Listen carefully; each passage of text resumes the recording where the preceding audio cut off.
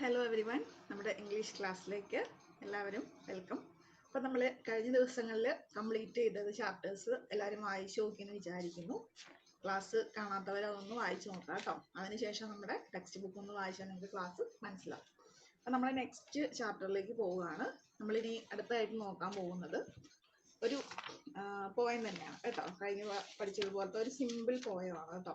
അപ്പോൾ ഈ പോയത്തിനെ പറ്റി പറയുകയാണെങ്കിൽ നമ്മൾ എന്താ പറയുക, കുറച്ച് കഥകൾ അല്ലെ, ബാലഡ് നമ്മൾ പഠിച്ചിട്ടുണ്ട് അല്ലെ. എന്താണ് ബാലഡ്? ഷോർട്ട് സ്റ്റോറി അല്ലെ. ഷോർട്ട് സ്റ്റോറികൾ അല്ലെങ്കിൽ ഏതെങ്കിലും ഒരു സ്റ്റോറി ഒരു എന്താ പോയത്തിലൂടെ പറയുന്നതിനെയാണ് നമ്മൾ ബാലഡ് എന്ന് പറയുന്നത്. അപ്പം നമ്മൾ ഇന്ന് പഠിക്കാൻ പോകുന്ന ഈ ഒരു പോയത്തിലും അങ്ങനെ ഒരു ബാലഡ്, ഒരു കഥ അതിനകത്ത് പറയുന്നുണ്ട്. അപ്പം നമുക്ക് എന്താണ് ആ കഥ എന്ന് നോക്കാം.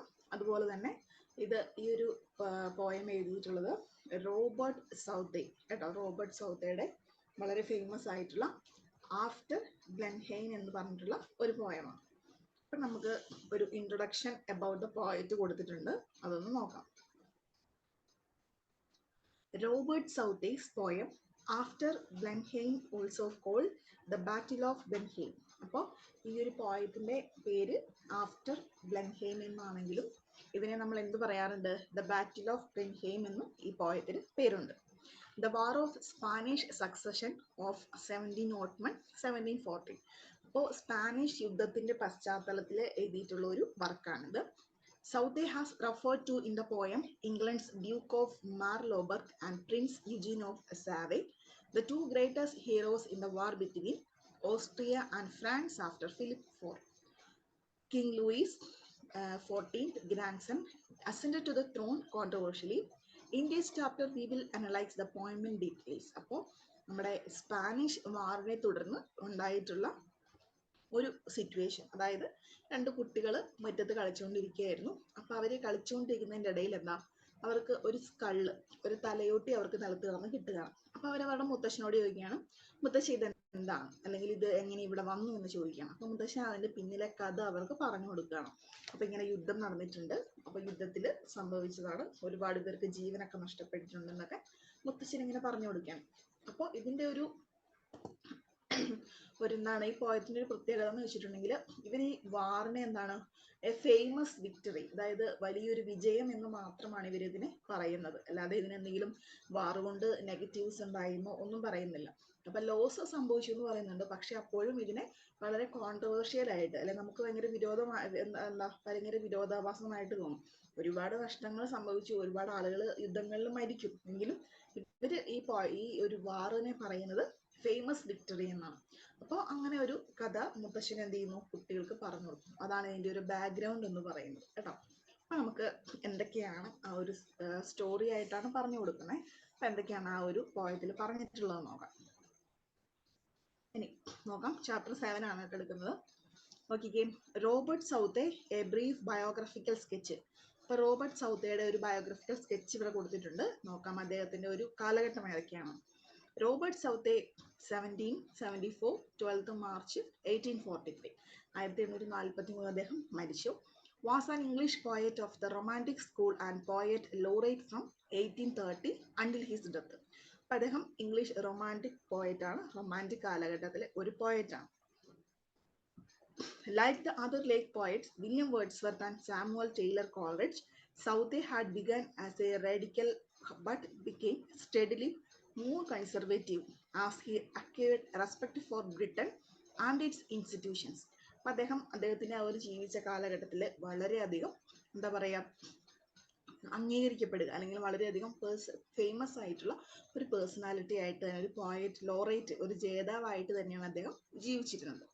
But become steadily more conservative as he acquired respect for Britain and its institutions. He was influenced by the writings of Thomas Paine and French revolution. അതുപോലെ തന്നെ ഒരു റൊമാൻറ്റിക് കാലഘട്ടത്തിലെ പോയറ്റ് ആയതുകൊണ്ട് അദ്ദേഹത്തിൻ്റെ റൈറ്റിങ്സിനെ കൂടുതലായിട്ടും സ്വാധീനിച്ചിട്ടുള്ളത് എന്താണ്, നമ്മുടെ ഫ്രഞ്ച് റവല്യൂഷൻ്റെ ആശയങ്ങൾ തന്നെയാണ്. ഇനി the background to the poem After Blenheim. അപ്പം നമുക്കിനി ഈ പോയത്തിൻ്റെ ബാക്ക്ഗ്രൗണ്ട് എന്താണെന്ന് നോക്കാം. എന്തൊക്കെ കാര്യങ്ങളാണ് ഈ ഒരു കുട്ടികൾക്ക് വേണ്ടിയിട്ട് ഈ മുത്തശ്ശൻ പറഞ്ഞു കൊടുത്തത്. അതായത് ഈ പോയത്തിൽ എന്താണ് സംഭവിച്ചിട്ടുള്ളത്, അല്ലെങ്കിൽ ഈ പോയത്തിൽ പറയുന്ന ഒരു കണ്ടന്റ് തന്നെയാണ് ഇവിടെ സ്റ്റോറി ആയിട്ട് പറഞ്ഞിട്ടുള്ളത് കേട്ടോ. നോക്കാം. ആദ്യം നമുക്ക് ഇതിന്റെ ബാക്ക്ഗ്രൗണ്ട് നോക്കാം, അല്ലെ എന്തുകൊണ്ടാണ് ഈ ഒരു പോയം വന്നത്. After two children ask their grandfather, the latter describes about the war which brings with it large-scale destruction of homes and civilian casualties. അപ്പോൾ രണ്ട് കുട്ടികളോട് എന്താണ് ഈ യുദ്ധം അല്ലെങ്കിൽ യുദ്ധത്തിന്റെ ആഫ്റ്റർ എഫക്ട്സ് എന്തൊക്കെയാണെന്ന് ഒരു ഗ്രാൻഡ് സൺ മുത്തശ്ശനോട് ചോദിക്കുകയാണ്. അപ്പോൾ മുത്തശ്ശൻ അവർക്ക് കഥ പറഞ്ഞു കൊടുക്കുന്നതോടുകൂടിയാണ് ഇതിന്റെ കാര്യങ്ങളൊക്കെ നമ്മൾക്ക് റിവീൽ ആയിപ്പെടുന്നത്. എന്താണ് വാർ എന്ന് പറയുന്നത്? എന്താണ് നമുക്ക് ഇപ്പൊ റീസെന്റ്ലിയും കൂടെ നമുക്ക് ടെററിസ്റ്റ് അറ്റാക്ക് ഒക്കെ ഉണ്ടായിട്ടുണ്ട് അല്ലെ. അപ്പൊ അതിന്റെ റിസൾട്ട് എന്താണെന്ന് വെച്ചിട്ടുണ്ടെങ്കിൽ കുറച്ച് പേര് ഹോംലെസ് ആയിട്ട് മാറും അല്ലെ, അല്ലെങ്കിൽ കുറച്ച് സിവിലിയൻ കാഷ്വാലിറ്റീസ് ഉണ്ടാവും. അപ്പൊ അതായത് പ്രദേശവാസികൾക്ക് എന്തെങ്കിലും അപകടം സംഭവിക്കുക, അവരുടെ ജീവൻ നഷ്ടപ്പെടുക, അതുമൂലം എന്താ വേറെ ആർക്കും ഒന്നും സംഭവിക്കുന്നില്ല. യുദ്ധം നടക്കുന്ന സ്ഥലത്തെ ആളുകളാണ് ഏറ്റവും കൂടുതൽ കഷ്ടത അനുഭവിക്കുന്നത്. Brings it with large scale destruction അല്ലെ, വളരെ ചെറിയ രീതിയിലുള്ള ഒരു നാശനഷ്ടങ്ങളൊന്നും അല്ല യുദ്ധത്തിൽ ഉണ്ടാകുന്നത്, ലാർജ് സ്കെയിലിലുള്ള ഡിസ്ട്രക്ഷൻ ആണ്. Of homes and civilian casualties, അപ്പോൾ ആളുകൾക്കും അപകടം സംഭവിക്കുന്നു. The main focus is on the common folk who suffer the most during a war. അപ്പൊ മെയിൻ ആയിട്ടും എന്താണ്, സാധാരണക്കാരായ ആളുകളെയാണ് ഈ ഒരു യുദ്ധമൊക്കെ കൂടുതലായിട്ടും ബാധിക്കുക. The grandfather's repeated recourse to war as a famous victory and a great victory has no basis as he does not mention the cause of the war. അപ്പോൾ ഈ ഒരു ഗ്രാൻഡ് ഫാദർ ഇങ്ങനെ വാറിന്റെ ഇങ്ങനെയൊക്കെയാണ് വാർ കൊണ്ട് ഇങ്ങനെയൊക്കെ സംഭവിക്കുന്നതെന്ന് പറഞ്ഞാലും എന്താണ് അതിന്റെ ഒരു ബേസ് അല്ലെങ്കിൽ അതിന്റെ ഒരു ബേസ് ആയിട്ടുള്ള റീസൺ എന്ന് പറയുന്നത് അദ്ദേഹത്തിന് അറിയില്ല. അപ്പോൾ അദ്ദേഹം എന്താണ് പറയുന്നത്, it was a famous victory. ആ വാറിനെ അദ്ദേഹം വിശേഷിപ്പിക്കുന്നത് ഫേമസ് വിക്ടറി എന്നാണ്. അതുപോലെ ഗ്രേറ്റ് വിക്ടറി, വലിയ വിജയം എന്നാണ് അദ്ദേഹം സൂചിപ്പിക്കുന്നത്. War has no meaning for the common people as they do not have even an idea of knowledge about the war or its devastating consequences. അതുപോലെ തന്നെ യുദ്ധത്തിന്റെ ഒരു അനന്തര ഫലങ്ങളോ അല്ലെങ്കിൽ അതിന്റെ എന്താണ് ഒരു എന്തുകൊണ്ട് ഇതുണ്ടാകും അങ്ങനെയുള്ള ഒരു ഡീറ്റെയിൽസ് ഒന്നും അദ്ദേഹം പറയുന്നില്ല. അപ്പൊ അതാണ് ഇതിന്റെ ഈ ഒരു പോയത്തിന്റെ ഒരു ബാക്ക്ഗ്രൗണ്ട് എന്ന് പറയുന്നത് കേട്ടോ. അപ്പൊ നമുക്കിനി അടുത്തായിട്ട് പോയത്തിൽ എന്തൊക്കെ കാര്യങ്ങളാണ്, എന്തൊക്കെ മീനിങ്ങുകളാണ് പോയത്തിൽ വന്നിട്ടുള്ളതെന്നോ. ഓക്കെ, അപ്പൊ നിങ്ങളിവിടെ നോക്കിയാൽ കാണാം, നമുക്ക് വളരെ ലെങ്തി ആയിട്ടുള്ള ഒരു പോയമാണ് കേട്ടോ.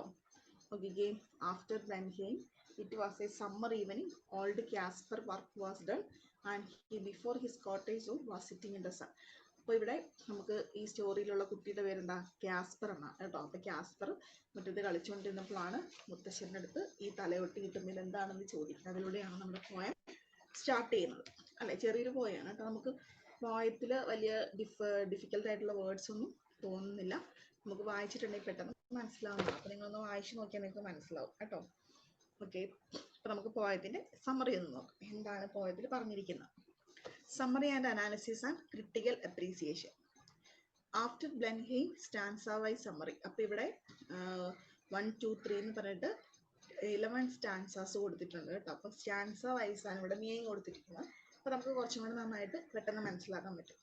അപ്പോൾ first stanza, old Casper has just finished his day's work and is sitting in the sun before his cottage door and watching his granddaughter while men playing on the field. It gives a picturesque description. അപ്പൊ ഇവിടെ നമ്മൾ ആദ്യം Casper എന്ന് പറഞ്ഞൊരു പേര് കണ്ടു അല്ലെ. Old Kaspar has just finished his day's work. Kaspar അദ്ദേഹത്തിന്റെ അന്നത്തെ ജോലിയൊക്കെ ഫിനിഷ് ചെയ്തിട്ട് വൈകുന്നേരം എന്ത് ചെയ്യാണ്, sitting in the sun before his cottage door, അദ്ദേഹത്തിന്റെ വീടിന്റെ മുറ്റത്ത് സൂര്യനെയൊക്കെ നോക്കി ഇങ്ങനെ ഇരിക്കുകയാണ്. And watching his granddaughter Wilhelmine play on the field.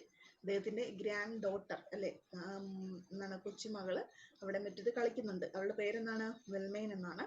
It gives A പിക്ചറസ്ക് description. അപ്പൊ ആ ഒരു സീൻ നമുക്ക് വളരെ ബ്യൂട്ടിഫുൾ ആയിട്ടുള്ള ഒരു ഇമേജറി അവിടെ തരുന്നുണ്ട്. നമുക്കൊന്ന് ഇമാജിൻ ചെയ്യാൻ പറ്റും. Stanza 2. Wilmaine sees her brother Peterkin rolling something large, smooth and round. അപ്പോൾ വിൽമെയിൻ നോക്കുമ്പോൾ എന്താണ്, അവളുടെ ബ്രദർ ആയിട്ടുള്ള പീറ്റർക്കിനും അവിടെ ഇരുന്ന് കളിക്കുന്നുണ്ട്. അപ്പോൾ പീറ്റർക്കിൻ എന്താണ് ചെയ്യുന്നത്, അവന്റെ കയ്യിൽ എന്തോ ഒരു വലിയൊരു സാധനം അല്ലെ, ഒരു ലാർജ് അല്ലെങ്കിൽ സ്മൂത്ത് ആൻഡ് റൗണ്ട് വട്ടത്തിലുള്ള ഒരു സ്മൂത്ത് ആയിട്ടുള്ള ഒരു സാധനം അവൻ നിലത്തിട്ട് ഉരുട്ടി കളിക്കുന്നുണ്ട്. While he was found beside the rivulet അല്ലെ, അവന് അവിടുന്നാണ് അത് കിട്ടിയത്, അവരുടെ വീടിന്റെ അടുത്തുനിന്ന് ഒഴുകുന്ന ഒരു ചെറിയൊരു റിവൾട്ട് ഉണ്ട്. റിവൾട്ട് എന്ന് വെച്ചാൽ നദിയാണ് കേട്ടോ, ചെറിയൊരു സ്ട്രീം. അപ്പൊ ആ ഒരു സ്ട്രീമിന്റെ അടുത്ത് നിന്നാണ് അവന് ഈ ഒരു സാധനം കിട്ടിയത്. He wants to know what that thing is and turns to his grandfather to know about it. അവൻ എന്ത് ചെയ്തു, അതെന്താണ് എന്ന് അറിയാൻ വേണ്ടിയിട്ട് അവന്റെ മുത്തശ്ശൻ്റെ അടുത്തേക്ക് അവനത് കൊടുക്കുകയാണ്. അപ്പൊ ഇതിനു മുമ്പ് കണ്ടിട്ടൊന്നുമില്ല, അവന് അതിനെക്കുറിച്ച് ഒരു ഡീറ്റെയിൽസ് അറിയില്ല. Old Casper takes the thing from his grandson's hands and shakes his head with a sigh as he figures that it is some poor fellow's skull. അപ്പോൾ മുത്തശ്ശൻ എന്ത് ചെയ്തു, അവന്റെ കയ്യിൽ നിന്നും ആ ഒരു സ്കൾ പിടിച്ചു മേടിച്ചിട്ട് മുത്തശ്ശൻ വളരെ ദീർഘനിശ്വാസം വിട്ടു, അല്ലെ, ഭയങ്കര വലിയൊരു ശ്വാസമൊക്കെ എടുത്തിട്ട് പറയാണ്, ഇതെന്താണ്, ഏതോ ഒരു പാവപ്പെട്ടവന്റെ തലയൊട്ടിയാണ്, ഏതോ ഒരു പൂർ ഫെല്ലോയുടെ സ്കളാണെന്ന് മുത്തശ്ശൻ പറയുകയാണ്. Who had died in great victory. ആരാണ് ഇവിടെ നടന്ന ഒരു ഗ്രേറ്റ് വിക്ടറി, അല്ലെ. അപ്പൊ വാറിനെ അത്ര ദോഷമായിട്ടൊന്നും അവർ പറയുന്നില്ല. ഗ്രേറ്റ് വിക്ടറി, ആ ഒരു വലിയ വിജയത്തില് ജീവൻ നഷ്ടപ്പെട്ട ആരോ ആണെന്നാണ് ഇവിടെ മുത്തശ്ശൻ മെൻഷൻ ചെയ്യുന്നത്. Which means the battle of Blenheim. എന്താണ് great victory means? Battle of Blenheim, യുദ്ധത്തിന്റെ പേരാണ്. The poet has used a great victory ironically to suggest the cost of loss of human beings. അപ്പൊ ഇവിടെ പോയിറ്റ് എന്താ ചെയ്തിരിക്കുന്നത്, ആ ഒരു യുദ്ധത്തിനെ അയണിക്കലി എന്താ പറഞ്ഞിരിക്കുന്നത്, ഗ്രേറ്റ് വിക്ടറി എന്നാണ് മെൻഷൻ ചെയ്തിരിക്കുന്നത്. നെക്സ്റ്റ് സ്റ്റാൻസ 4 നോക്കിക്കേ. Casper says that he was found many such skulls while bluffing as thousands of soldiers were killed in the war. അപ്പോൾ കാസ്പർ എന്താ പറയുന്നത്, ഒരുപാട് ഇതുപോലത്തെ സ്കൾസ്, ഒരുപാട് തലയോട്ടികൾ ഇതിനു മുമ്പ് ഇവിടുന്ന് കിട്ടിയിട്ടുണ്ട്. അപ്പൊ അത് ആരൊക്കെയാണ്, യുദ്ധത്തിൽ മരിച്ചുപോയ ആളുകളുടെ തലയോട്ടിയാണ്. The bodies of the soldiers lie in the fields unnoticed. എന്നാണ് അവിടെ സോൾജിയേഴ്സ്, പട്ടാളക്കാരുടെ ബോഡിയൊക്കെ ആരും നോക്കാനില്ലാതെ, ആരും മറവിയാല്ലാതെ വെറുതെ അവിടെ കിടന്നിട്ടുണ്ട്, ആ ഒരു യുദ്ധഭൂമിയിൽ കിടന്നിട്ടുണ്ട്. Casper again uses the term great victory perhaps to express his pride at the sacrifice of the soldiers in the war. ഇനി അടുത്തായിട്ട് എന്താ പറയുന്നത്, ഈ ഒരു ഗ്രേറ്റ് വിക്ടറി എന്നാണ്, സോൾജിയേഴ്സിന് ജീവനൊക്കെ നഷ്ടപ്പെട്ടെങ്കിലും അദ്ദേഹം അതിനെ പറയുന്നത് ഗ്രേറ്റ് വിക്ടറി എന്നാണ് കേട്ടോ. ഇനി Peterkin is excited to know more about the war from his grandfather. അപ്പൊ പീറ്റർകിൻ എന്താണ് യുദ്ധം, അല്ലെ യുദ്ധത്തിൽ എന്തൊക്കെ സംഭവിച്ചു എന്ന് അവൻ കുറച്ചും കൂടെ കാര്യങ്ങൾ അറിയണമെന്ന് തോന്നി. Little Wilhelmine looks up to his grandfather in anticipation with wonder waiting eyes. The poet presents the kind of curiosity and enthusiasm associated with children. അപ്പോൾ പീറ്റർകിൻ എന്താണ് ഈ ബെൽമൈൻ, എന്താണ് ഈ വാറ്, എങ്ങനെയാണ് അത് സംഭവിച്ചതെന്നൊക്കെ ആ കുട്ടിക്ക് അറിയണമെന്ന് വളരെയധികം ആഗ്രഹം തോന്നി. Little Wilhelmine also looked up for her grandfather in anticipation with wonder waiting eyes. അപ്പോൾ ഈ പെൺകുട്ടിക്കും വെൽമൈനും അവൾക്കും ഈ ഒരു വാർ എന്താണ് പിന്നീട് സംഭവിച്ചതെന്ന് അറിയാനായിട്ട് അവളും വളരെ ഈഗർലി മുത്തശ്ശനെ ഒന്ന് നോക്കി. The poet presents the kind of curiosity and enthusiasm associated with children. അപ്പോൾ കുട്ടികൾക്ക് ഉണ്ടാവുന്ന ആ ഒരു enthusiasm അല്ലെങ്കിൽ ക്യൂരിയോസിറ്റി, എന്ത് സംഭവിച്ചു എന്ന് അറിയാനായിട്ടുള്ള ഒരു ഭയങ്കരമായിട്ടുള്ള ആഗ്രഹം നമുക്ക് ആ ഒരു വരികളിൽ കാണാം. Casper is unable to tell his grandson the reason behind the war. അപ്പോൾ കാസ്പറിന് അദ്ദേഹത്തിന് ഈ യുദ്ധത്തിന് പുറകിലുള്ള കാരണം അദ്ദേഹത്തിന് പറയാനായിട്ട് അറിയില്ല. He does not even try to find the purpose behind it. അതുപോലെ തന്നെ അദ്ദേഹം പറയാൻ അറിയില്ല എന്നുള്ള അദ്ദേഹം പറഞ്ഞില്ല. അപ്പൊ എന്തുകൊണ്ട് ആ വാറുണ്ടായി, അല്ലെങ്കിൽ ആ വാറുണ്ടാവാനുള്ള കാരണമൊന്നും അദ്ദേഹം പറയുന്നില്ല. He just say what others told him regarding the war. അദ്ദേഹം മറ്റുള്ളവർ വാറിനെ കുറിച്ച് എന്താണോ അദ്ദേഹത്തിനോട് പറഞ്ഞു കൊടുത്തത് ആ ഒരു കാര്യം മാത്രമാണ് അദ്ദേഹം പറയുന്നത്.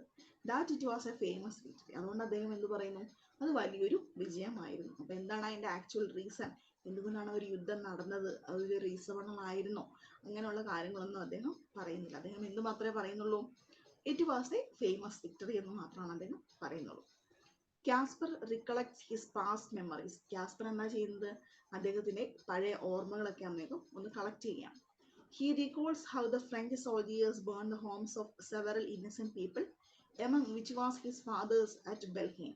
അപ്പോൾ കാസ്പർ എന്താ ഓർക്കുന്നത്, ആ ഒരു യുദ്ധം നടന്ന പണ്ടത്തെ ആ ഒരു കാലഘട്ടം ഓർത്തെടുക്കുകയാണ്. എന്താണ് സംഭവിച്ചത്, ഒരുപാട് ഫ്രഞ്ച് സോൾജിയേഴ്സ് വന്നിട്ട് എന്ത് ചെയ്തു, ഒരുപാട് പാവപ്പെട്ട ആളുകളുടെ വീടുകളൊക്കെ ചുട്ടുകരിച്ചതായിട്ട് ഓർക്കുന്നു. അതിലാരുടെയും വീടും, ഈ ഒരു കാസ്പറിന്റെ വീടും പെടും. People were compelled to leave the village and search for a safer place. ആളുകളൊക്കെ എന്തായി, ഗ്രാമത്തിൽ നിന്നൊക്കെ നിർബന്ധിതമായിട്ടും ഒഴിഞ്ഞു പോകാനായിട്ട് പ്രേരിപ്പിക്കപ്പെട്ടു. അവര് കൂടുതൽ സേഫ് ആയിട്ടുള്ള പ്ലേസുകൾ തേടി ആ ഗ്രാമത്തിൽ നിന്നും പോയി.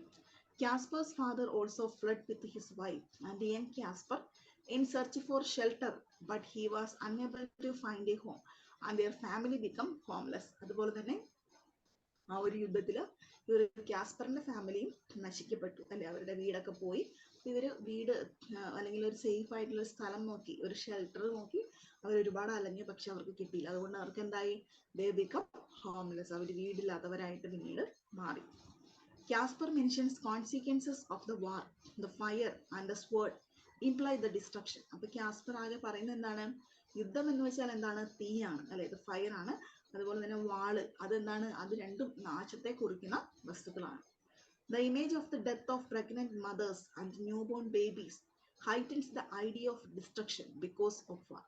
ഇവിടെ പ്രഗ്നന്റ് ആയിട്ടുള്ള അമ്മമാരും അതുപോലെ തന്നെ പുതിയതായിട്ട് കുഞ്ഞുമാവുകൾ അല്ലെങ്കിൽ ഉണ്ടാകുന്ന ചെറിയ കുട്ടികളും ഒക്കെ എന്താണ്? അവരൊക്കെ എന്താണ്? ഈ ഒരു യുദ്ധത്തിന്റെ ഒരു വലിയൊരു ഡിസ്ട്രക്ഷൻ അല്ലെങ്കിൽ യുദ്ധം കാരണം അവരൊക്കെ നശിക്കപ്പെടുന്നു. The idea is to express how thousands of innocent lives are taken during the war. ഇവരെന്താണ് പറഞ്ഞു വെക്കുന്നത്? ഒരുപാട് ഇന്നസെന്റ് ആയിട്ടുള്ള ആളുകൾ, ഒന്നും അറിയാത്ത ആളുകളും ഈ യുദ്ധത്തിൽ മരണപ്പെടുന്നു. The irony is Casper again mentions the battle was a great victory. അപ്പൊ കാസ്പർ പിന്നെയും പറയുന്നത് എന്താണ്? ഇങ്ങനെയൊക്കെ സംഭവിച്ചാലും ഇത്രയധികം നാശനഷ്ടങ്ങളൊക്കെ ഉണ്ടായാലും ഈ ഒരു യുദ്ധം എന്താണ്? It was a great victory. Casper mentions the agony of war, the shocking sight of the battlefield that was full of dead bodies. ഇനി അദ്ദേഹം പറയുന്നത് എന്താണ്? ഈ യുദ്ധമുഖത്ത് നമ്മളൊന്ന് കാണണം, അല്ലെ? യുദ്ധം നടന്ന ഒരു ഫീൽഡ് ഒന്ന് കാണുകയാണെങ്കിൽ എന്താണ്? കംപ്ലീറ്റ് ഡെഡ് ബോഡീസും അതുപോലെ മനുഷ്യരുടെ കൈകള്, കാലുകള്, അല്ലെ തലയോട്ടികൾ, അങ്ങനെയുള്ള വളരെ ഒരു വല്ലാത്തൊരു ഷോക്കിംഗ് സൈറ്റ് ആണ് അത്. Even after such A terrifying aspect of the war, Casper regard it was a famous victory. അപ്പോൾ ഇത്രയും ഒരു ഭീകരത ഉണ്ടെങ്കിലും അദ്ദേഹം എന്താ പറയുന്നത്? It was a famous victory. അത് ഭയങ്കര അയണിക്കലി അവിടെ കൊടുത്തിരിക്കുന്ന ഒരു വാക്കാണ്, അല്ലെ? The poet mentions the Duke of Marlborough, the English general and the commander of the British forces in the Battle of Blenheim. Prince Eugene and Duke of Marlborough represented Britain in the battle and defeated the French at Blenheim. Wilmain is confused at the meaningless praises and exclaims that the war is a wicked thing. For the first time in the poem, we see a disapproval of the falls of the glory of war. അപ്പോൾ ഈ കാസ്പറിന് എന്താണ്? ആ യുദ്ധത്തിനെ പറ്റി ഭയങ്കരമായിട്ടുള്ള അഭിപ്രായമാണ്, അല്ലെങ്കിൽ അത് പറയുന്നതൊക്കെ എന്തുകൊണ്ടാണ്? ഭയങ്കര എക്സൈറ്റ്മെന്റ് അല്ലെങ്കിൽ അത്ര വലിയൊരു കാര്യം നടന്നു എന്നുള്ള രീതിയിലാണ് അദ്ദേഹം ഈ യുദ്ധത്തിനെയൊക്കെ വിവരിക്കുന്നത്. പക്ഷെ ഇതൊക്കെ കേട്ട് കഴിഞ്ഞപ്പം ഈ വില്യനിൽ വന്ന പെൺകുട്ടിക്ക്, അല്ലെ, ആ ഒരു കുഞ്ഞു കൊച്ചിന് എന്താ തോന്നിയത്? അവൾക്ക് ഭയങ്കര കൺഫ്യൂസ്ഡ് ആയി, അല്ലെ? ഈ യുദ്ധം എന്ന് പറഞ്ഞാൽ എന്താണ്? ഒരു മീനിങ്ലെസ് ആയിട്ടുള്ള ഒരു കാര്യമാണ്, പക്ഷെ ഇവര് ഭയങ്കരമായിട്ട് അതിനെ പുകഴ്ത്തുന്നു.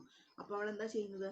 Price and explains that the war is a wicked thing. അതുകൊണ്ട് ഈ പെൺകുട്ടി വിചാരിക്കുകയാണ് വാർ എന്ന് പറയുന്നത് ഒരു വിക്കഡ് തിങ് ആണ്, അല്ലെ? ഒരു അപകടം പിടിച്ച അല്ലെങ്കിൽ നശിച്ച ഒരു കാര്യമാണ്. For the first time in the poem, അങ്ങനെ പോയത്തിൽ ആദ്യമായിട്ടാണ് ഈ ഒരു വാറിനെ എന്താണ്? Disapproval of the glory of the war, അല്ലെങ്കിൽ ഈ വാറിന്റെ മഹത്വത്തെ ഒന്ന് ഡിസപ്രൂവൽ, ഒന്ന് വില കുറച്ച് കാണുന്ന ഒരു വാക്ക് ചിന്തിക്കുകയും പറയുകയും ചെയ്യുന്നത് ആദ്യമായിട്ടാണ്. ആരാണത്? വില്യൻ ആണ് ഈ ഒരു വാറിനെ it is a wicked thing എന്ന് പറയുന്നത്. ബാക്കി എല്ലാവരും എന്താണ്? കാസ്പറൊക്കെ അതിനെ വാറിന് ഒരുപാട് നാശനഷ്ടങ്ങളുണ്ട്, വീടൊക്കെ നഷ്ടപ്പെട്ടെങ്കിലും അദ്ദേഹം അതിനെ എന്താ പറയുന്നത്? ഫേമസ് വിക്ടറി എന്നാണ് പറയുന്നത്. പക്ഷെ പോയത്തിൽ ആദ്യമായിട്ടാണ് ഒരാള് ആ ഒരു വാറിന്റെ മഹത്വത്തെ വില കുറച്ച് കാണുന്നത്. അപ്പൊ വിൽമേൻ എന്താ പറയുന്നത്? War is a wicked thing എന്ന് പറയുന്നു. Kaspar is in full praise for the duke who won the war of England. Kaspar എന്താണ്? ഇംഗ്ലണ്ടിലെ ആ ഒരു യുദ്ധം ജയിച്ച ഡ്യൂക്കിനെയൊക്കെ പുകഴ്ത്തിയാണ് സംസാരിക്കുന്നത്. Young Peterkin ask his grandfather what worth the war was for the successive generations. അപ്പോൾ ഈ പീറ്റർകിൻ എന്ന് പറയുന്ന ആൺകുട്ടി ചോദിക്കുകയാണ് മുത്തശ്ശനോട്, ഈ വാർ എന്ന് പറയുന്നത് വരുന്ന ജനറേഷൻസിന് വേണ്ടിയിട്ട് എന്താണ് ചെയ്യുന്നത്, അല്ലെങ്കിൽ അവരുടെ ഒരു സക്സസീവ്, അല്ലെ, അല്ലെങ്കിൽ ഈ വാർ അവർക്ക് വേണ്ടി എന്താണ് കരുതി വയ്ക്കുന്നത്, വരുന്ന തലമുറയ്ക്ക് വേണ്ടി എന്താണ് കരുതി വയ്ക്കുന്നത്. Unable to reply to the young mind's query. പക്ഷെ ഈ ഒരു ചോദ്യത്തിന് കാസ്പറിന് ഒരു ഉത്തരവും ഉണ്ടായിരുന്നില്ല, അല്ലെ? യുദ്ധം വന്നു കഴിഞ്ഞാൽ മൊത്തം നശിക്കുകയാണ്, വരുന്ന ജനറേഷൻസിന് അതുകൊണ്ട് പ്രത്യേകിച്ച് ഉപകാരമൊന്നും ഉണ്ടാകുന്നില്ല. അപ്പൊ ആ ഒരു എന്താണ് ആ കുട്ടിക്ക് ഒരു ആൻസർ കൊടുക്കേണ്ടതെന്ന് ഈ കാസ്പറിന് അറിയില്ലായിരുന്നു. Unable to repay to the young man's query, all that he says is that it is a famous victory. അപ്പൊ അദ്ദേഹം എന്താ പറയുന്നത്? വേറൊന്നും പറയുന്ന അതോ യുദ്ധം ഒരു ഫേമസ് വിക്ടറി ആയിരുന്നു, അതൊരു വലിയ വിക്ടറി ആയിരുന്നു. It points to the poignant irony in the poem as against the grain of loss and devastation. അപ്പോൾ ഈ ഒരു പോയത്തിനെ പറ്റി പറയുന്നത് മുഴുവൻ എന്താണ്? യുദ്ധത്തിന്റെ ഒരു ഭീകരത വശങ്ങളൊക്കെ പറയുന്നുണ്ടെങ്കിലും അതിന് ഫേമസ് വിക്ടറി എന്ന് പറഞ്ഞ് പുകഴ്ത്താനായിട്ട് അവർ ശ്രമിക്കുന്നത്. അതുകൊണ്ട് തന്നെ നമുക്ക് എന്ത് പറയാം? The poem is the poignant irony in the poem as against the grain of loss and devastation, ഒരുപാട് നാശനഷ്ടങ്ങൾ ഉണ്ടായിട്ടും അതിനെ പുകഴ്ത്തി കാണിക്കുന്ന രീതിയിലുള്ള ഒരു പോയം ആയതുകൊണ്ട് ഇത് വളരെ അയണിക്കലി എഴുതിയിട്ടുള്ള ഒരു പോയമാണെന്ന് നമുക്ക് പറയാനായിട്ട് സാധിക്കും. ഓക്കെ, അപ്പൊ ഇത്രയാണ് ഈ ഒരു പോയത്തിന്റെ സമ്മറി എന്ന് പറയുന്നത്. റോബർട്ട് സൗത്തേഴ്സ് ആഫ്റ്റർ ബ്ലെൻഹെയിം കേട്ടോ. അപ്പൊ വളരെ സിമ്പിൾ ആയിട്ടുള്ള ഒരു സ്റ്റോറിയെ ബേസ് ചെയ്തിട്ടുള്ള ഒരു പോയമാണ്. നമുക്ക് വായിച്ചു നോക്കിയാൽ പെട്ടെന്ന് മനസ്സിലാവും കേട്ടോ. അത്ര ഡിഫിക്കൽട്ട് ആയിട്ടുള്ള കാര്യങ്ങളൊന്നും അതിനകത്ത് ഇല്ല. ഇനി ഇവിടെ ഈ പേജ് നമ്പർ 71 നിങ്ങൾ നോക്കിയേ, ഇവിടെ പോയറ്റിക് ഡിവൈസുകൾ കൊടുത്തിട്ടുണ്ട് അല്ലെ. അതായത് നമ്മൾ ഈ പോയത്തിൽ ഏതൊക്കെ പോയറ്റിക് ഡിവൈസുകളാണ് യൂസ് ചെയ്തിട്ടുള്ളതെന്ന്. അപ്പോൾ ഫസ്റ്റ് വൺ ഈസ് അലിട്രേഷൻ അല്ലെ. അലിട്രേഷൻ എന്ന് പറയുന്നത് നമ്മൾ കഴിഞ്ഞ ചാപ്റ്ററിൽ നമ്മൾ കണ്ട ഒരു പോയറ്റിക് ഡിവൈസ് ആണ്. എന്താണ് ഈ അലിട്രേഷൻ? ഇവിടെ നിങ്ങൾ ഈ പോയത്തിൽ നോക്കിയാൽ കാണാം. ആ ലൈൻസ് ഒന്ന് വായിച്ചു നോക്കുമ്പോൾ നമുക്ക് മനസ്സിലാകും കേട്ടോ. ഒന്ന് വായിച്ചു നോക്കിയേ. Now tell us what was all about അല്ലെ. ഇവിടെ now tell us what was all about എന്ന് കൊടുത്തിട്ടുണ്ട് അല്ലെ. ഇവിടെ വാട്ടും വാസും രണ്ടും അടുത്തടുത്ത് വന്നിരിക്കുന്ന കണ്ടോ. അപ്പോൾ ഡബ്ല്യൂയിൽ വെച്ചിട്ട് തന്നെയാണ് വാട്ടും വാസും സ്റ്റാർട്ട് ചെയ്തിരിക്കുന്നത് അല്ലെ. അപ്പൊ രണ്ട് വവൽസ് ഏതൊക്കെയാ നമുക്കറിയാലോ അല്ലെ. അപ്പോൾ ബാക്കിയുള്ളത് എന്താണ്? കോൺസണന്റ് സൗണ്ടുകളാണ്. അപ്പോൾ ഈ രണ്ട് കോൺസണന്റ് സൗണ്ടുകൾ അടുത്തടുത്ത വാക്കുകളിൽ ആദ്യം തന്നെ റിപ്പീറ്റ് ചെയ്ത് വരുന്നതിനാണ് നമ്മൾ അലിട്രേഷൻ എന്ന് പറയുന്നത് കേട്ടോ. ഇനി അടുത്തൊരു വരി നോക്കിയേ. യങ് പീറ്റർകിൻ ഹി ക്രൈസ്, അതിനകത്ത് അലിട്രേഷൻ ഇല്ല. ആൻഡ് ലിറ്റിൽ വിൽഹെയിം ലുക്സ് അപ്പ്, അതിനകത്ത് ഇല്ല. വിത്ത് വണ്ടർ വെയിറ്റിംഗ് ഐസ് കണ്ടോ. ആ ഒരു ലൈൻ നോക്കിയേ. വിത്ത് starting with W, the next word wonder is also starting with W. Continuing waiting is also starting with W. അപ്പോൾ 3 words അല്ലെ. എന്താണ്? 3 വാക്കുകൾ adjacent to each other അല്ലെ. 3 അടുത്തടുത്ത് വന്നിരിക്കുന്നു. ഒരേ വേർഡിൽ സ്റ്റാർട്ട് ചെയ്തിരിക്കുന്നു, ഒരു ലെറ്ററിൽ സ്റ്റാർട്ട് ചെയ്തിരിക്കുന്നു. അപ്പോൾ വിത്ത് വണ്ടർ വെയിറ്റിംഗ്. അപ്പോൾ അവിടെ എന്താണ്? നമുക്ക് അത് അലിട്രേഷൻ എന്ന് പറയുന്ന പോയറ്റിക് ഡിവൈസ് ആണെന്ന് പറയാം കേട്ടോ. അപ്പോൾ അത്രയാണ് നമ്മുടെ ഈ ഒരു പോയറ്റിക് ഡിവൈസിന് എക്സാമ്പിൾ ആയിട്ട് കൊടുത്തിരിക്കുന്നത്. അതൊന്ന് നോക്കാം കേട്ടോ. അലിട്രേഷൻ എക്സാമ്പിൾ ഓർക്കുക. Consonant sounds adjacent to each other in the beginning of a word കേട്ടോ. ഒരു വാക്കിന്റെ ആദ്യം കോൺസണന്റ് സൗണ്ട് അടുത്തടുത്ത വാക്കുകൾ റിപ്പീറ്റ് ചെയ്ത് വരുന്നതിനെയാണ് നമ്മൾ അലിട്രേഷൻ എന്ന് പറയുന്നത്. ഇനി നെക്സ്റ്റ് അയണി എന്ന് നോക്കിയേ.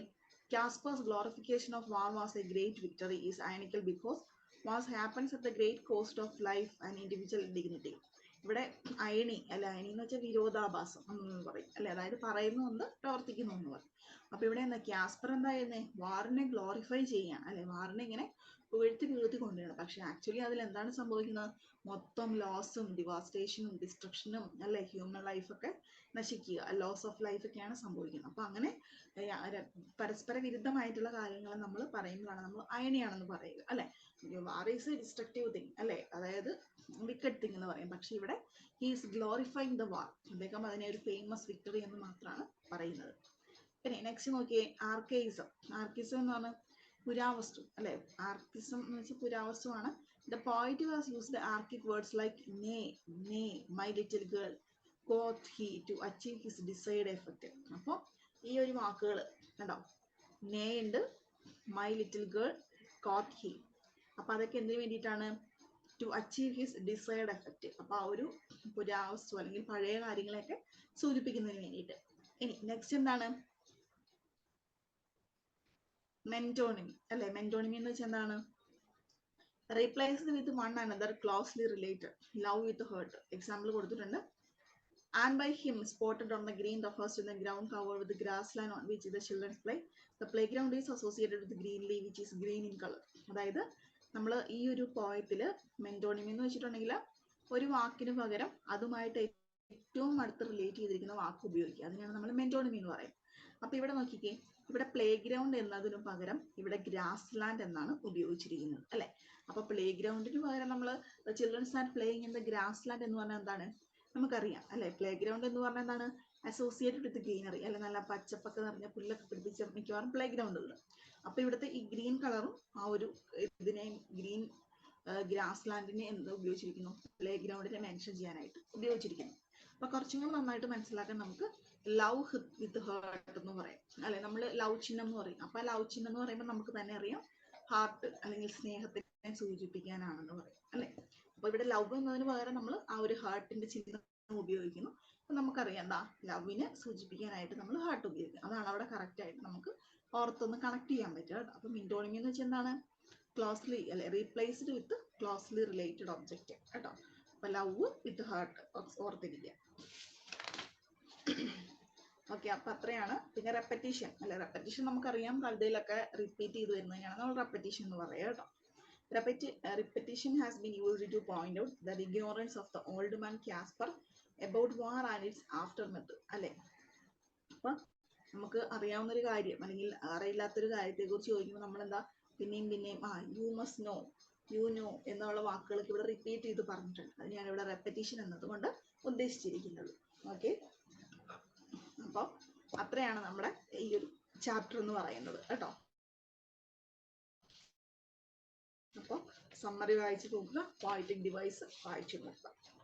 പിന്നെ ഇവിടെ 1 വേർഡ് ക്വസ്റ്റ്യൻസ് കൊടുത്തിട്ടുണ്ട്, ഇമ്പോർട്ടൻറ്റ് ക്വസ്റ്റ്യൻസ് എന്ന് പറഞ്ഞിട്ട് കൊടുത്തിട്ടുണ്ട്. അത് ഒന്ന് വായിച്ചു പഠിക്കുക കേട്ടോ. വളരെ സിമ്പിൾ ആയിട്ടുള്ളൊരു പോയമാണ്. നമുക്ക് പെട്ടെന്ന് തന്നെ ഒന്ന് സമ്മറി കിട്ടും, എഴുതാനായിട്ടും കിട്ടുന്ന രീതിയിലുള്ള ഒരു ചാപ്റ്ററാണ് കേട്ടോ. ഓക്കെ, അപ്പം അത്രയാണ് നമ്മുടെ ആ ഒരു ചാപ്റ്റർ എന്ന് പറയുന്നത്. ഇനി നമുക്ക് നെക്സ്റ്റ് നമ്മുടെ ചാപ്റ്റർ 8 നോക്കാം. അതായത് ചാൾസ് ലാംബിന്റെ ഒരു എസ്സേ ആണ് കേട്ടോ. അപ്പൊ ലാംബ് എന്ന് പറഞ്ഞാൽ എന്താണ്? എസ്സേയിസ്റ്റ് അല്ലെ, one of the famous essayist ആണ്. അപ്പൊ ചാൾസ് ലാംബിന്റെ ഒരു എസ്സേ ആണ് നമ്മൾ അടുത്ത് പഠിക്കാൻ പോകുന്നത്. വളരെ ഡിഫറെന്റ് ആയിട്ടുള്ള ഒരു നെയിമാണ്, a dissertation upon roasted pig അല്ലെ. അതായത് ഒരു റോസ്റ്റഡ് പിഗ് എന്ന് വെച്ചാൽ എന്താ? വറുത്ത പന്നി അല്ലെ. പന്നിയുടെ ഇറച്ചി നമ്മൾ ഇങ്ങനെ റോസ്റ്റ് ചെയ്തെടുക്കും, അതിനെയാണ് നമ്മൾ റോസ്റ്റഡ് പിഗ് എന്ന് പറയുക. അപ്പോൾ A dissertation upon roasted pig, എങ്ങനെയാണ് ഈ റോസ്റ്റഡ് പിഗ് വന്നത്, അതൊക്കെ എപ്പോഴാണ് നമ്മൾ കഴിക്കാനായിട്ട് വന്നത്, അതിന്റെ പിന്നിലെ ഒരു ചെറിയൊരു കഥ പോലെ, അതാണ് അദ്ദേഹം ഇതിനകത്ത് പറയുന്നത്. ഇനി ഇവിടെ അതാണ് ഇതിന്റെ ഒരു മെയിൻ ആയിട്ടുള്ള ഒരു തീം എന്ന് പറയുന്നത് കേട്ടോ. അപ്പൊ റോസ്റ്റഡ് പിഗിനെ കുറിച്ചാണ് പറയുന്നത്, ആ ഒരു ടൈറ്റിൽ പോലെ തന്നെ. ഇനി എന്താണ് നമ്മുടെ ചാൾസ് ലാംബിനെ കുറിച്ചുള്ള ഇൻട്രൊഡക്ഷൻ നോക്കാം. Lamb's essays showcase his passion and anxieties imbuing the non-fiction form with a personal and literary dimension. Many of his essays divide the link between fiction and non-fiction, using the devices of dream or slowly revealed deceit to make readers question. എന്ന് പറഞ്ഞാൽ എന്താണ്? ചിലപ്പോൾ അദ്ദേഹം ഫിക്ഷനും non ഫിക്ഷനും തമ്മിലുള്ള ഉള്ളൊരു dividing അദ്ദേഹത്തിന്റെ ആ ഒരു എഴുത്തിന്റെ സ്റ്റൈലിൽ കാണാം. അപ്പൊ നമ്മൾ വായിക്കുന്ന റീഡേഴ്സ് വിചാരിക്കും ഇത് ഒറിജിനൽ ആണോ, അല്ലെങ്കിൽ ഇതൊരു ഫിക്ഷൻ ആണോ, അതോ ഇനി നോൺ ഫിക്ഷൻ ആണോ എന്നുള്ള രീതിയിൽ നമുക്ക് വളരെ ഡൗട്ട് വരുന്ന ഒരു രീതിയിൽ അദ്ദേഹം എഴുതാറുണ്ട്. We will understand Charles Lamb, a dissertation upon roasted pig. We shall know the subtle thematic stance involving humor, pathos and intrinsic aspect. അപ്പൊ ഈ ഒരു എസ്സേയിൽ, അതായത് ഡെസർട്ടേഷൻ അപ്പോൾ റോസ്റ്റഡ് പിഗിൽ നമ്മൾ എന്താ കാണുന്നത്? കുറച്ച് ഹ്യൂമർ നമ്മൾ കാണുന്നുണ്ട്, അല്ലെങ്കിൽ വളരെ സൂക്ഷ്മമായിട്ടുള്ള കുറച്ച് തീമാറ്റിക് അപ്രോച്ചുകൾ കാണാം. അതുപോലെ ഭയങ്കര ദൈന്യമായിട്ടുള്ള അല്ലെങ്കിൽ ഭയങ്കര പതറ്റിക് ആയിട്ടുള്ള പാത്തോസ് ഉണ്ട്.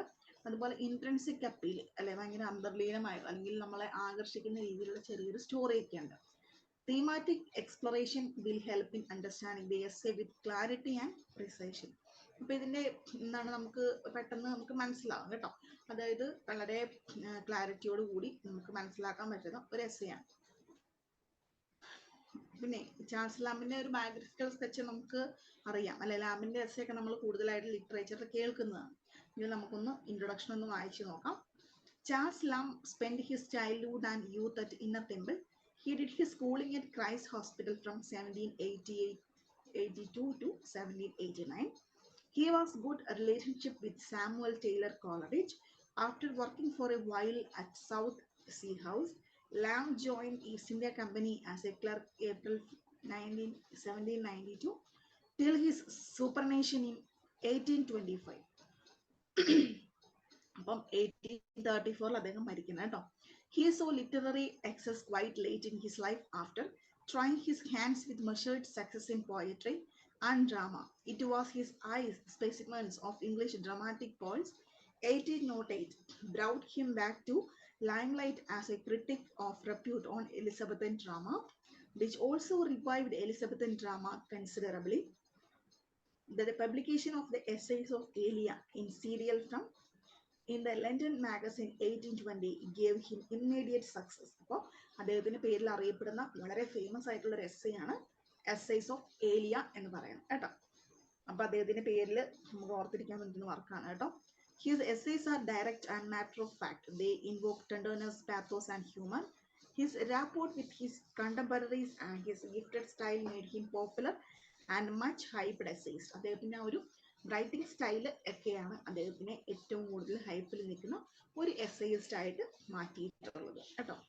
അപ്പോൾ നമ്മൾ ഇനി ലാമ്പിനെ കുറിച്ച് ഇനി ഇൻട്രൊഡക്ഷൻ വേറെ ഒന്നും വേണ്ടല്ലോ, നമുക്ക് വളരെ പരിചയമുള്ള ഒരു റൈറ്ററാണ് നമ്മുടെ ചാൾസ് ലാംബ് എന്ന് പറയുന്നത് അല്ലേ. അപ്പോൾ ഇനി അടുത്തായിട്ട് നമ്മൾ നോക്കാൻ പോകുന്നത് ഇതിൻ്റെ ഒരു സമ്മറിയാണ് കേട്ടോ. അപ്പോൾ ഇതിനകത്ത് സമ്മറി ഞാൻ വായിച്ച് നോക്കിയപ്പോൾ നമുക്ക് കുറച്ച് മനസ്സിലാക്കാനായിട്ട് കുറച്ച് ബുദ്ധിമുട്ടെന്ന് വെച്ചാൽ കുറച്ച് ഡീറ്റെയിൽഡ് ആയിട്ട് കൊടുത്തിട്ടുണ്ട്. അപ്പം നമുക്ക് ജസ്റ്റ് അതിൻ്റെ ഒരു എസ്സേ അല്ലേ, അപ്പോൾ നമുക്ക് അതിൻ്റെ ഒരു സമ്മറി മാത്രം ഒന്ന് കുറച്ച് ഷോർട്ടാക്കി നോക്കാം. അപ്പം അതിന് വേണ്ടിയിട്ട് ഞാനൊരു സ്ക്രീൻ ഷെയർ ചെയ്യാം കേട്ടോ. അപ്പം നിങ്ങൾ അതിനകത്ത് നോക്കിയിട്ടുണ്ടെങ്കിൽ നിങ്ങൾക്ക് കുറച്ചും കൂടെ നന്നായിട്ട് മനസ്സിലാവും. വളരെ സിമ്പിളായിട്ട് കൊടുത്തിരിക്കുന്ന ഒരു എസ്സേയാണ് കേട്ടോ.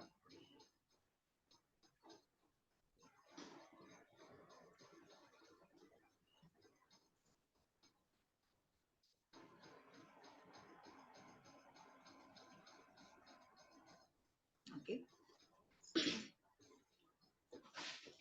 അപ്പോൾ സ്ക്രീൻ ഷെയർ ചെയ്തിട്ടുണ്ട്. അപ്പോൾ നിങ്ങളൊന്ന് ജസ്റ്റ് ചെക്ക് ചെയ്യാം കേട്ടോ. വളരെ സിമ്പിളായിട്ട് ഉള്ളൊരു എസ്സേയാണ്. നമ്മൾ ടെക്സ്റ്റിൽ കുറച്ചും കൂടെ ഒരു ഡിഫിക്കൽട്ടായിട്ട് എനിക്ക് തോന്നി, അതുകൊണ്ടാണ് ഞാൻ നെറ്റിൽ നിന്ന് ഒന്ന് റെഫർ ചെയ്തത്. അപ്പോൾ ഇത് വായിച്ചിട്ടുണ്ടെങ്കിൽ നമുക്ക് നല്ല ക്ലിയർ ആയിട്ട് ഈ ഒരു റോസ്റ്റഡ് പിഗിൻ്റെ എസ്സേ എന്താണെന്ന് നമുക്ക് വളരെ വ്യക്തമായിട്ട് മനസ്സിലാവും. ഓക്കെ, അപ്പോൾ നമുക്ക് ജസ്റ്റ് ഒന്ന് വായിച്ച് നോക്കാം. കാണാൻ പറ്റുന്നുണ്ടല്ലോ അല്ലേ സമ്മറി? ഓക്കെ, ഞാൻ ഒന്ന് സൂം ചെയ്യാം, അപ്പോൾ നമുക്ക് കുറച്ചും കൂടെ നന്നായിട്ട് മനസ്സിലാവും കേട്ടോ. അപ്പോൾ നമുക്ക് നോക്കാം. The narrator opens the essay by asserting that for a long period of early human history, people did not cook their meat but ate it raw. അപ്പോൾ ഇവിടെ റോസ്റ്റഡ് പിഗ് എന്നാണല്ലോ പറഞ്ഞിരിക്കുന്നത് എസ്സേയുടെ പേര്. അപ്പോൾ നമുക്ക് കാണാം.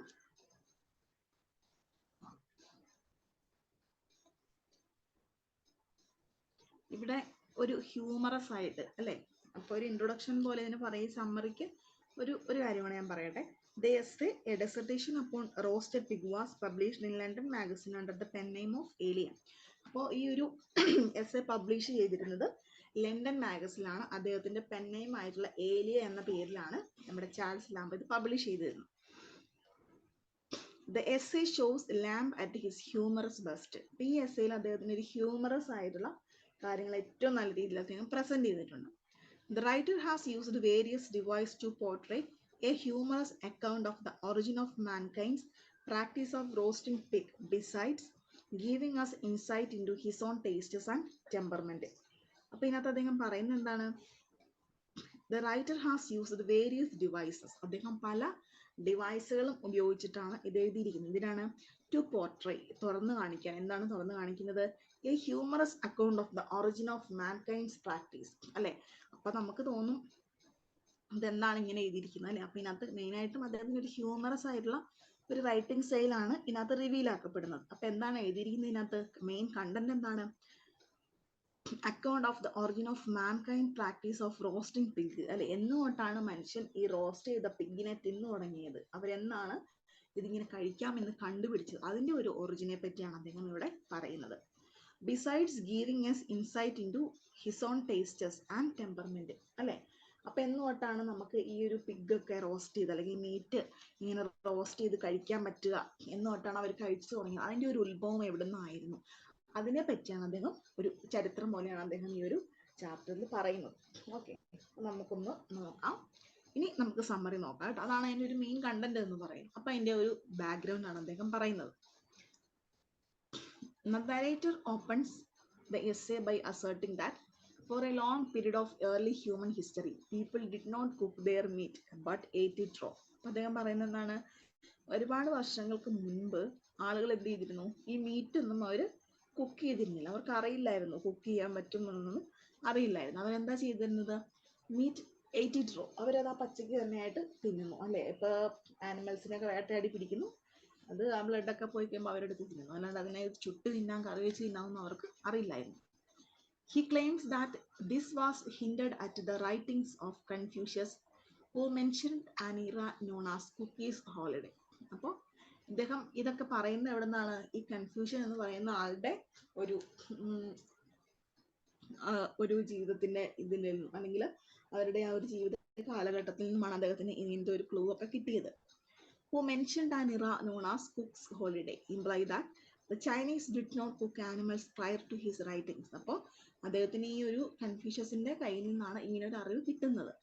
According to the narrator, Confucius' essay goes on to describe how roasting was discovered by Bobo, the son of Swineherd Hoti. അപ്പോൾ അദ്ദേഹം പറയുന്നത് കൺഫ്യൂഷ്യസിന്റെ എസ്സയിൽ അല്ലെ, അതിനകത്ത് അദ്ദേഹം ഡിസ്ക്രൈബ് ചെയ്യുന്നുണ്ട് എന്താണ്, ഹൗ റോസ്റ്റിംഗ് വാസ് ഡിസ്കവേർഡ് അല്ലെ, നമുക്ക് മീറ്റ് ഒക്കെ എങ്ങനെ റോസ്റ്റ് ചെയ്ത് കഴിക്കാമെന്ന് ഡിസ്കവർ ചെയ്ത ബോബോനെ പറ്റി പറയുന്നുണ്ട്. ബോബോ ആരാണ്? ദ സൺ ഓഫ് സ്വൈൻഹേർഡ് ഹോത്തി, ഒരു പന്നിക്കൂട്ടത്തിന്റെ, സ്വൈൻ എന്ന് വെച്ചിട്ടുണ്ടെങ്കിൽ പന്നിയാണ് കേട്ടോ, പന്നീനെയാണ് സ്വൈൻ എന്ന് പറയും, പിഗ് എന്നും നമ്മൾ പന്നിക്ക് പറയും. അപ്പൊ ഈ പന്നിയുടെ കൂട്ടത്തിലുള്ള അല്ലെങ്കിൽ പന്നിയിലെ മേയ്ക്കുന്ന ഒരാളുടെ മകനാണ് ഈ ബോബോ എന്ന് പറയും. അപ്പൊ ബോബോയാണ് ഈ ഒരു റോസ്റ്റ് ചെയ്യുന്ന രീതി കണ്ടുപിടിച്ചതെന്നാണ് കൺഫ്യൂഷ്യസ് അദ്ദേഹത്തിന്റെ വർക്കിൽ പറയുന്നത്. അപ്പൊ അതാണ് നമ്മളോട് ഇവിടെ ലാമ്പ് ഷെയർ ചെയ്യുന്നത്. അപ്പൊ അദ്ദേഹത്തിന് ഈ അറിവ് കിട്ടിയത് ഈ കൺഫ്യൂഷ്യസിന്റെ റൈറ്റിംഗ്സിൽ നിന്നാണ്. അപ്പൊ എന്താണ് ഈ ബോബോ, എങ്ങനെയാണ് ബോബോ ഇത് കണ്ടുപിടിച്ചത് നോക്കാം. Bobo was one day playing with fire. ഒരു ദിവസം ബോബോ ചെറിയ കുട്ടിയായിരുന്നു, അവൻ ഒരു ദിവസം ഫയറുമായിട്ട് കളിച്ചുകൊണ്ടിരിക്കുക, തീയിൽ കളിക്കുകയായിരുന്നു. As he was wont to do, അപ്പൊ അങ്ങനെ ചെയ്ത് അവൻ അത് അനുസരിക്കാതെ തീയും കൊണ്ട് കളിച്ചുകൊണ്ടിരിക്കാം. And accidentally burn down his family's cottage along with the 9 pigs that were trapped in the blaze. അപ്പോൾ ഇവന്റെ കയ്യിൽ നിന്ന് അറിയാതെ തീ എന്ത് ചെയ്തു, ഇവന്റെ വീടിന് തീ പിടിക്കുകയാണ്. അപ്പോൾ ഇവന്റെ വീട്ടിൽ തീ പിടിച്ചപ്പം അതിനകത്ത് ഉണ്ടായിരുന്നു, ഇവർ പന്നി വളർത്തുന്ന ആളുകളാണല്ലോ, അപ്പോൾ അതിനകത്ത് ഇവരുടെ വീട്ടിലെ 9 പന്നികൾ ഉണ്ടായിരുന്നു, അവരും അകപ്പെട്ടു പോയി. While trying to devise an explanation for what happened, Bobo was tempted by the smell of burnt pigs and went to taste them. അങ്ങനെ തീയൊക്കെ പിടിച്ചു, എങ്ങനെയാണ് തീ പിടിച്ചത്, അല്ലെങ്കിൽ ഇനി വീട്ടിൽ എന്തെങ്കിലും ബാക്കിയുണ്ടോ എന്നൊക്കെ അറിയാനായിട്ട് ഇവർ വീട്ടിലോട്ട് നോക്കിയപ്പോൾ എന്താണ്, ഇവിടെ നല്ല പിഗിന്റെ റോസ്റ്റ് ചെയ്ത പിഗിന്റെ മണം അല്ലെ, നല്ല ഇറച്ചിയൊക്കെ തീ പിടിച്ചപ്പോൾ എന്താണ്, അതൊക്കെ നന്നായിട്ട് വെന്തിട്ടുണ്ടോ. അപ്പൊ ആ ഒരു റോസ്റ്റ് ചെയ്ത ബേൺഡ് പിഗ്സിന്റെ ആ ഒരു സ്മെല്ല് അവന് ഭയങ്കരമായിട്ട് അവനെ അട്രാക്ട് ചെയ്തു. അപ്പൊ അവൻ ഒന്ന് ടേസ്റ്റ് ചെയ്ത് നോക്കി. He found these burned pigs delicious. അപ്പൊ അവന് എന്ത് മനസ്സിലായി, ഇങ്ങനെ ഈ പന്നീന്റെ ഇറച്ചി ഇങ്ങനെ എന്താണ് തീയിൽ വെന്ത് കഴിഞ്ഞപ്പോൾ നല്ല ടേസ്റ്റ് ആണല്ലോ എന്ന് അവനത് മനസ്സിലാക്കി. And could not stop eating them. അവനത് പിന്നെ ആ ഒരു ഭക്ഷണം കഴിക്കുന്ന നിർത്താനേ പറ്റിയില്ല, അവൻ അത്രയധികം ആ ഒരു ടേസ്റ്റ് ഇഷ്ടപ്പെട്ടു. Hoti was not just upset with Bobo for burning down the cottage, but for being enough of a fool to eat the pigs. അപ്പോൾ ഈ ഹോട്ടിക്ക് എന്തായിരുന്നു, അവന്റെ മകനായിട്ടുള്ള ബോബോ വീട് കത്തിച്ചതിലൊന്നും അവർക്ക് അത്ര വലിയ ആശ്ചര്യമൊന്നും തോന്നിയില്ല, അത് ആക്സിഡന്റലി സംഭവിച്ചതാണ്. പക്ഷെ ഈ ഒരു പിഗിനെ കഴിക്കുന്ന കണ്ടിട്ട് ഇവർക്ക് ഭയങ്കരമായിട്ട് അത്ഭുതമായി. ബോബോ ഇവൻച്വലി കൺവിൻസ്ഡ്. അപ്പൊ ബോബോ എന്ത് ചെയ്തു, അവൻ പതുക്കെ അവന്റെ പാരൻസിനെ കൺവിൻസ് ചെയ്യാനായിട്ട് തുടങ്ങി. എന്താണ് കൺവിൻസ് ചെയ്യാനായിട്ട് തുടങ്ങിയത്, ഞാൻ എന്താണ് ആക്സിഡന്റലി തീ കത്തിയതാണ് അല്ലെ, മനഃപൂർവ്വം ചെയ്തതല്ല എന്ന് പറഞ്ഞിട്ട് അവനൊന്ന് പാരൻസിനെ കൺവിൻസ് ചെയ്യാനായിട്ട് ശ്രമിച്ചു. They decided to let the father and son off.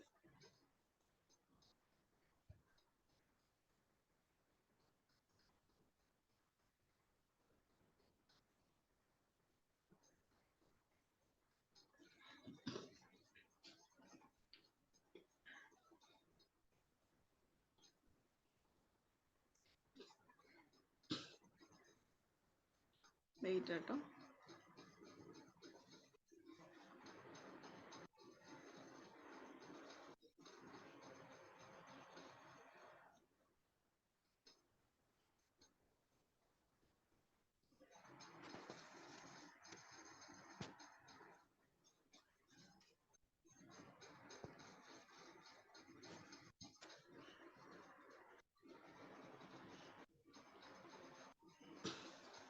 Okay, അപ്പൊ എന്ത് ചെയ്തു, അപ്പൊ ഈ ബോബോയുടെ ഈ ഒരു ആക്ടിങ് അല്ലെ, അതായത് വീട് കത്തിപ്പോയാലൊന്നും അവർക്കൊന്നും വിഷമമൊന്നുമില്ല, പക്ഷെ ഇവന്റെ ഈ പിഗ് മീറ്റ് ഇവൻ കഴിക്കുന്നുണ്ട്, ഇവർക്ക് വളരെ അത്ഭുതം തോന്നി. They decide to let the father and son off. അപ്പോൾ ഫാദറിനും എന്താണ്, ആ ഒരു ടേസ്റ്റ് ചെയ്തപ്പോൾ വളരെ ഡെലീഷ്യസ് ആണെന്ന് മനസ്സിലായി. അപ്പോൾ ഫാദറിന്റെയും മകന്റെയും ആക്ട് ചെയ്തിട്ട് ഇവർക്ക് ദേഷ്യം വന്നു അല്ലെ, ഈ ഒരു സ്ഥിതിഗതികളൊക്കെ വിലയിരുത്താനായിട്ട് വന്ന ആ ഒരു ആൾക്കാർക്ക്. The judge was outraged. ജഡ്ജിന് എന്തായി, വളരെയധികം ദേഷ്യമായി. But a few days later, there was one of these mysterious fires at his house too. പക്ഷെ കുറച്ച് ദിവസങ്ങൾക്ക് ശേഷം ഈ ഒരു ജഡ്ജിന്റെ, അതായത് ഇത് ഒരു നമുക്കൊരു കാര്യങ്ങളൊക്കെ തീരുമാനിക്കുന്ന ഗ്രാമത്തിലൊക്കെ ആകുമ്പോൾ ഒരു ന്യായാധിപൻ ഉണ്ടാവുമല്ലോ. അപ്പൊ അയാളുടെ വീട്ടിൽ എന്താണ് കുറച്ച് ദിവസം ഇതുപോലെ ഒരു തീപിടുത്തം ഉണ്ടായി. Soon enough the fire were occurring all around town. അപ്പോൾ അവരുടെ ആ ഒരു കംപ്ലീറ്റ് ടൗണിലും ഈ ഒരു തീ പടർന്നു പിടിച്ചു. And the burned pig become a cherished food. അങ്ങനെ എന്തായി, പന്നി വളർത്തുന്ന ഒരു കേന്ദ്ര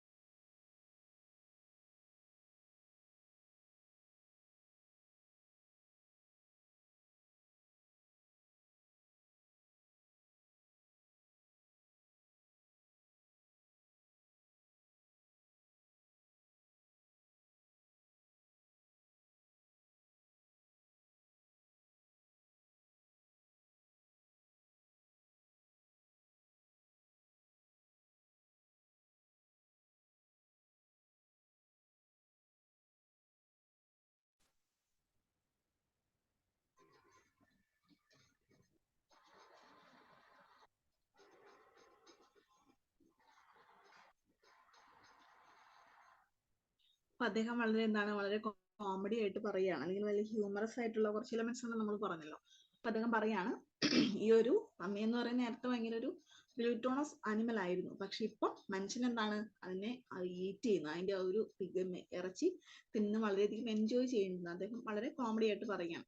The narrator admits to enjoying all of the fine meats available. അങ്ങനെ എന്ത് ചെയ്തു അദ്ദേഹം, പിന്നീട് അദ്ദേഹം അന്ന് വരെ ഈ ഇറച്ചി ഇങ്ങനെ കഴിച്ചാൽ ടേസ്റ്റ് ഉണ്ട് എന്നൊന്നും ആർക്കും അറിയില്ലായിരുന്നു. ഈ ഒരു തീപിടുത്തത്തോടു കൂടിയാണ് ആ ഒരു വെന്ത ഇറച്ചിക്ക് ഇത്ര ടേസ്റ്റ് ഉണ്ടെന്ന് അവർക്ക് മനസ്സിലാക്കാൻ പറ്റിയത്. The narrator admits to enjoying all of the fine meals available. അദ്ദേഹം എന്ത് ചെയ്യാൻ തുടങ്ങി, കിട്ടുന്ന എല്ലാ തരത്തിലുള്ള മീറ്റുകളും അദ്ദേഹം കഴിക്കാനായിട്ട് തുടങ്ങി. From strange fall to oysters and sharing them with friends. എങ്ങനെയാണ്, വളരെ മലിനജലത്തിൽ കിടക്കുന്ന അല്ലെ, fall to എന്താണ്, ഓയിസ്റ്റർ. ഓയിസ്റ്റർ എന്ന് വെച്ചാൽ നമ്മുടെ ഒരു കക്ക അല്ലെ, വലിയൊരു ഇതിനെ പറയുന്നതാണ്. അപ്പൊ ഒരു മലിനജലത്തിൽ കിടക്കുന്ന ആ ഒരു ഫിഷിനെ വരെ എന്താണ് അവർ കഴിക്കാനും വേവിക്കാനും ഫ്രണ്ട്സുമായിട്ട് ഷെയർ ചെയ്യാനും അവർ തുടങ്ങി. He then recalls how was a child having nothing to offer a beggar on the street. പിന്നെ അദ്ദേഹം ആലോചിക്കുകയാണ്, ഒരിക്കലും അദ്ദേഹം കുട്ടിയായിരിക്കുന്ന സമയത്ത് അദ്ദേഹത്തിന്റെ കയ്യിൽ ഒരു ബെഗറിനെ കണ്ടു, ഒരു തെരുവിൽ നിന്ന് ഭിക്ഷ യാചിക്കുന്ന ആളെ കണ്ടു. അപ്പൊ അദ്ദേഹത്തിന്റെ കയ്യിൽ, ലാമ്പിന്റെ കയ്യിൽ കൊടുക്കാനായിട്ട് ഒന്നും ഉണ്ടായിരുന്നില്ല. He brought that beggar a plum cake his auntie had baked. അദ്ദേഹം എന്ത് ചെയ്തു, അദ്ദേഹത്തിന്റെ ആന്റി അവിടെ ബേക്ക് ചെയ്ത് വെച്ചിരുന്ന ഒരു പ്ലം കേക്ക് ആണ് അദ്ദേഹം ആ ഒരു ഭിക്ഷക്കാരന് കൊടുത്തത്.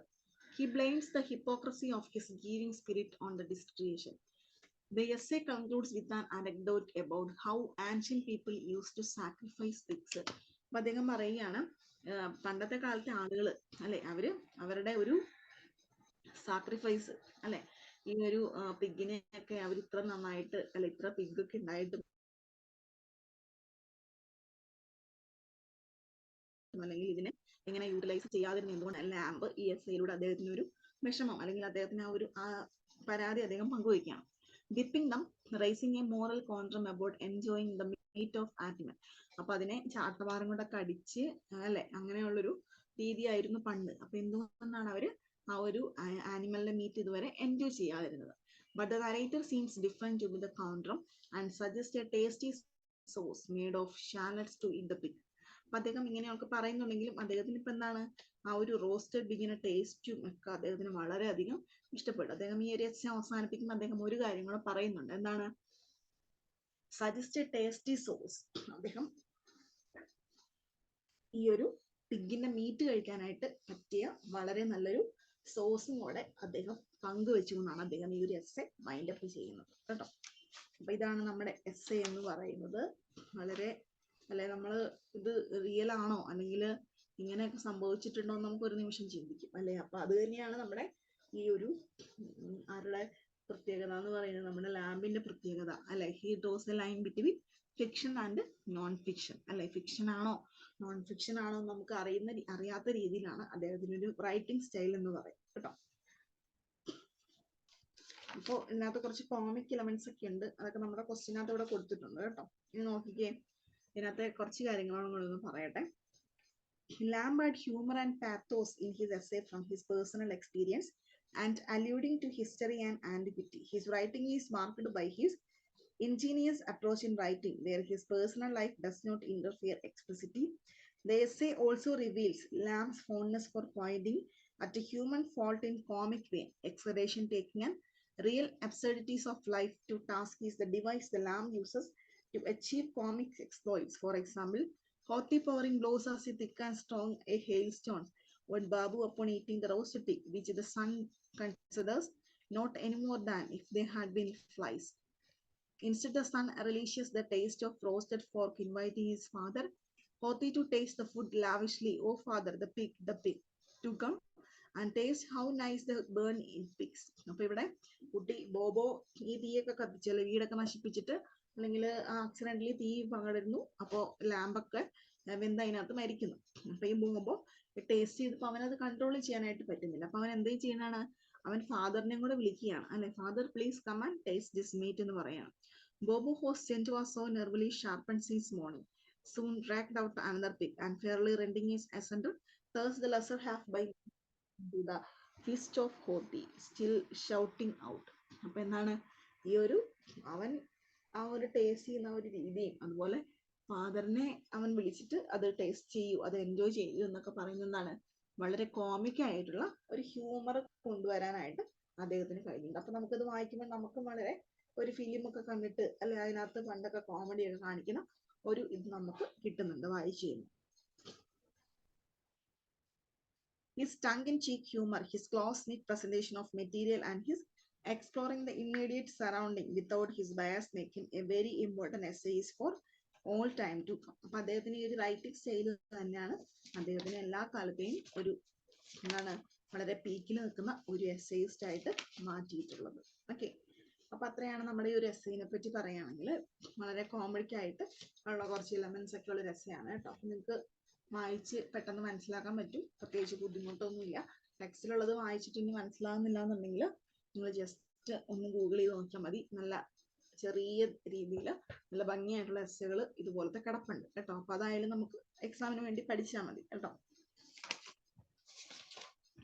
ഓക്കെ, അപ്പൊ അതൊന്ന് നോക്കാം.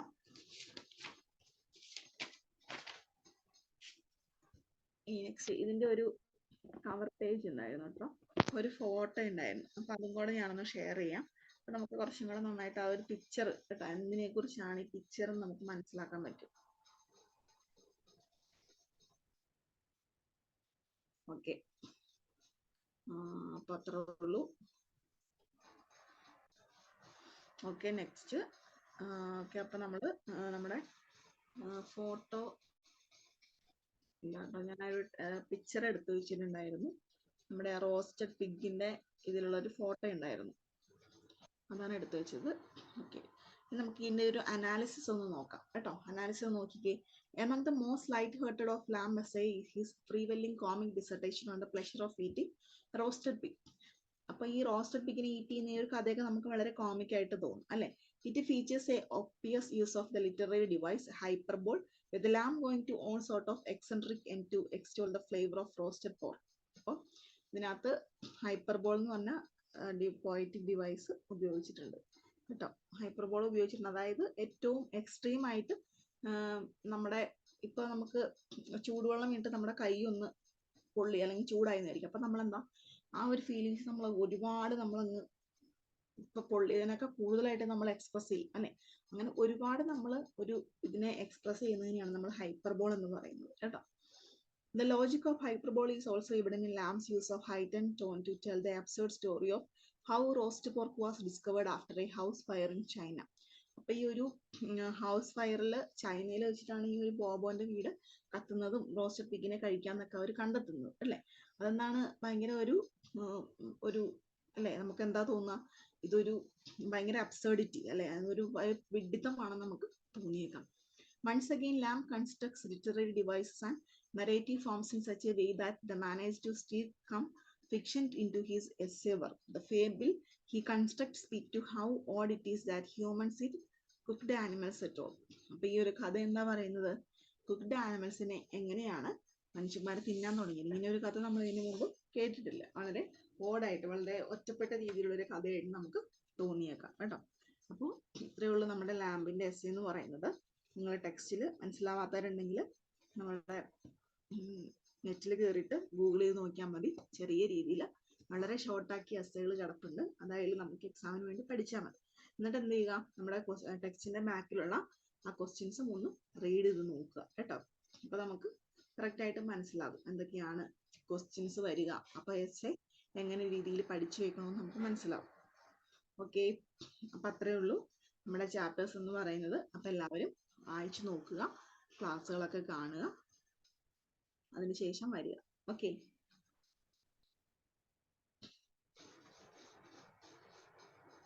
Okay, thank you. അപ്പൊ ഇനി നെക്സ്റ്റ് ക്ലാസ്സിൽ കാണാം. അപ്പൊ എക്സാമിന് വേണ്ടിയിട്ട് എല്ലാവരും പഠിച്ചിട്ട് വരിക കേട്ടോ. അപ്പൊ ഈ വാക്കുകളൊക്കെ അണ്ടർലൈൻ ചെയ്യുന്ന വാക്കുകളൊക്കെ വളരെ ഇമ്പോർട്ടൻ്റ് ആണ്. ഇതൊന്ന് നോക്കുക നിങ്ങൾ കേട്ടോ. Okay, thank you all.